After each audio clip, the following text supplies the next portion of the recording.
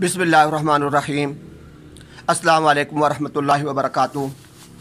मेरे भाइयों और दोस्तों, आज की ये वीडियो बनाने का मकसद आप हज़रात के सामने अल्लाह तबारक व तआला की वहदानियत पेश करना है और ये बात समझानी है कि अल्लाह तबारक व तआला इस कायनात के अंदर मौजूद हैं और तने तनहा अकेले ये सारी की सारी कायनात का निज़ाम चला रहे हैं।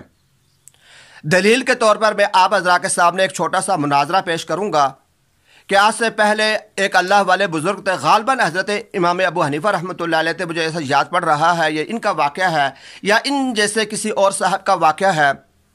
उनके दौर के अंदर दाहरियों की एक जमात थी जो अल्लाह तबारक व तआला को नहीं मानती थी। उनका मज़हब और अक़ीदा यह था कि ये दुनिया का निज़ाम खुद ब खुद चल रहा है, ये किसी चलाने के बगैर, किसी चलाने वाले के चलाने के बगैर ही ये निज़ाम चल रहा है। जबकि उन इमाम साहब का अकीदा यही था जो हमारा अकीदा है कि इस कायनात को चलाने वाली ज़ात सिर्फ और सिर्फ अल्लाह तबारक व तआला की है। चुनांचे इस बात पर उनके दरमियान मुनाजरा तय हुआ कि हम इस बात पर मुनाजरा करेंगे। दाहरी जो हैं वो कह रहे थे कि हम भी अपने दलाल पेश करेंगे, आप भी अपने दलाल पेश करें, आप हमें समझाएं कि अल्लाह तबारक व तआला की ज़ात जैसा तुम कहते हो मौजूद है और इसका निज़ाम को चला रही है।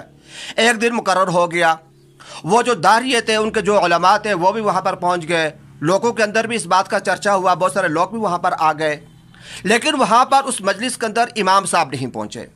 काफ़ी देर गुजर गई, हत्ता कि लोगों ने बातें करना शुरू कर दी। वो जो दाहरिये थे वो भी कहने लगे कि तुम्हारा इमाम अगर सच्चा होता तो आ जाता, उसका ना आना इस बात की दलील है कि वो झूठा है।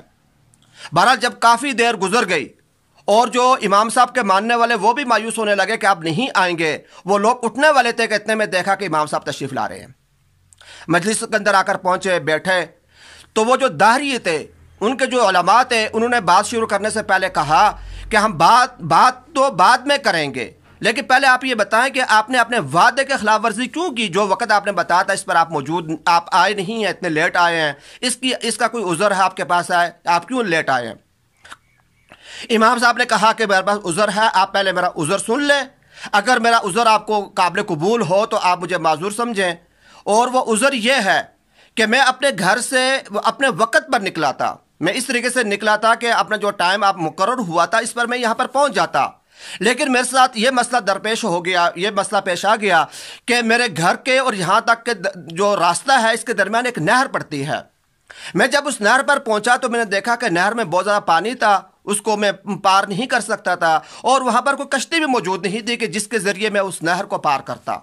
लिहाजा मैं इस इंतज़ार में वहाँ पर नहर के ऊपर बैठ गया कि कोई कश्ती आएगी तो मैं उसको कहूँगा तो उसके ज़रिए मैं ये नहर पार करके आपके पास पहुँचूँगा।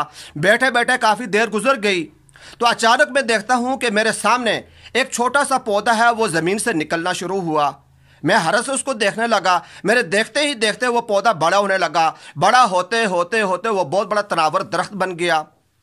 अब मैं उसको देख रहा था, जब वो दरख्त बना तो खुद ब खुद मेरे सामने वो जो दरख्त है वो कटना शुरू हो गया, चीरना शुरू हो गया और कट कर उसके तख्ते बनना शुरू हो गए।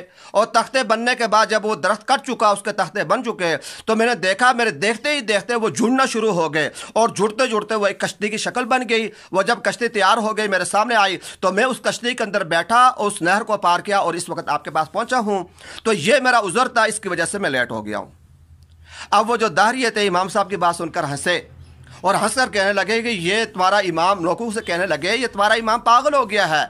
ये ऐसा हो सकता है कि एक दरख्त जो है वो खुद ब खुद देखते ही देखते बड़ा हो जाए, पौधा हो, पैदा होते ही बड़ा तनावर दरख्त बन जाए, फिर खुद कट कर उसके तख्ते बन जाए, लकड़ी के उसके तख्ते बन जाए और तख्ते बनने के बाद खुद ब खुद एक कश्ती वजूद के अंदर आ जाए। ये तो ऐसा हो ही नहीं सकता, यह नामुमकिन बात है। तो जब इमाम साहब रहमतुल्लाह अलैह ने यह बात सुनी तो वो कहने लगे कि जब तुम ये कहते हो कि एक छोटा सा दरख्त जो खुद बड़ा नहीं हो सकता और उस दरख्त के खुद ब खुद तख्ते नहीं बन सकते और वो तख्ते खुद जुड़ कर एक कश्ती नहीं बन सकती, जो बहुत छोटी सी बात है, तख्तों का बनना छोटी सी बात है, उनके साथ जुड़कर कश्ती का बनना एक मामूली सी छोटी सी बात है।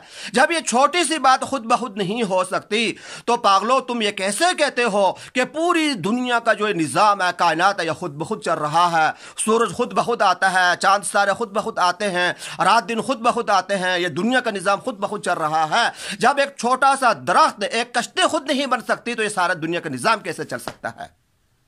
تو اس سے معلوم ہوا کہ کوئی نہ کوئی ذات ایسی ہے جو اس نظام کو چلانے والی ہے، اور ہمارے عقیدے کے مطابق وہ اللہ تبارک و تعالیٰ کی ذات ہے۔ امام صاحب کی اس عقلی دلیل پر وہ لوگ لاجواب ہو گئے، اور انہوں نے اس بات کو مانا کہ واقعتاً اس کائنات کو چلانے والی ذات موجود ہے جس کو اللہ کہتے ہیں۔ تو میرے بھائیو اور دوستو، واقعتاً اس کائنات کے اندر جو بھی نظام، جو کچھ بھی ہوتا ہے، وہ اللہ تبارک و تعالیٰ کرتے ہیں۔ اللہ تبارک و تعالیٰ تنہا اپنی قدرت سے، بغیر کسی کے مشورے کے، بغیر کسی کے احتیاج کے، بغیر کسی کے محتاجی کے، جو کچھ اللہ تبارک و تعالیٰ چاہتے ہیں کرتے ہیں، اور یہ ساری کی ساری دنیا کا نظام، جتنا بھی نظام چل رہا ہے، یہ اللہ تبارک و تعالیٰ چلا رہے ہیں۔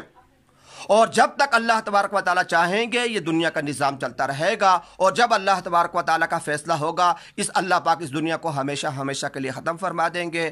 اللہ تبارک و تعالیٰ سے دعا ہے کہ اللہ تبارک و تعالیٰ مجھے، آپ کو، ہم سب کو اپنی ذات پر کامل یقین عطا فرمائیں۔ وآخر دعوانا الحمدللہ رب العالمین۔